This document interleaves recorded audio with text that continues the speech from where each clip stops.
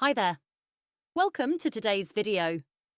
Have you ever wondered just how many rows and columns are in an Excel spreadsheet?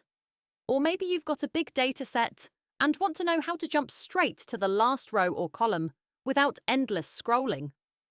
Well, today, we'll answer both of those questions and teach you a couple of super handy Excel tricks along the way.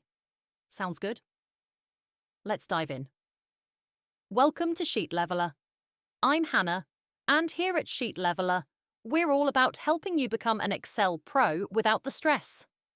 Our easy-to-follow tutorials are designed to make learning quick, simple, and even a little bit fun.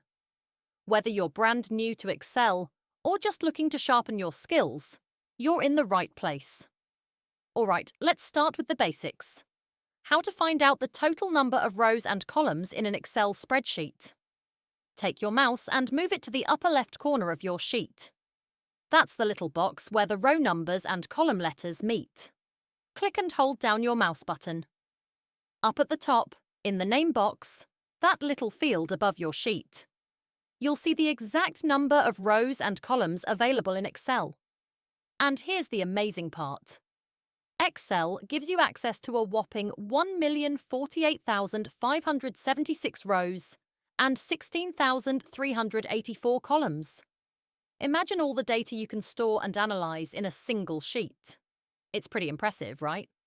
Jumping to the last row or column instantly. Now, if you're working with a huge spreadsheet, scrolling all the way to the end can take ages. But there's a quick shortcut to save you time. And trust me, you're going to love this. To jump to the last row in your sheet, press and hold the Control key on your keyboard, then tap the down arrow key. Excel will take you directly to the last row, no scrolling required. To get back to the top, just press Control and the up arrow key. In a split second, you're back at the first row. Cool, right? What about columns? Well, the same shortcut works here too. To jump to the last column, hold down the Control key and press the right arrow key.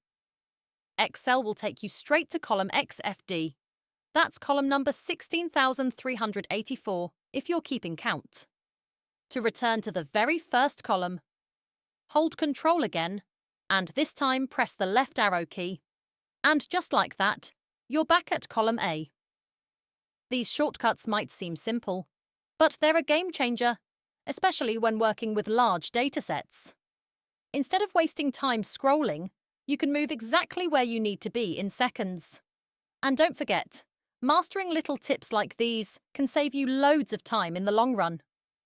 After all, efficiency is the name of the game when it comes to Excel. Want to learn more cool Excel tricks?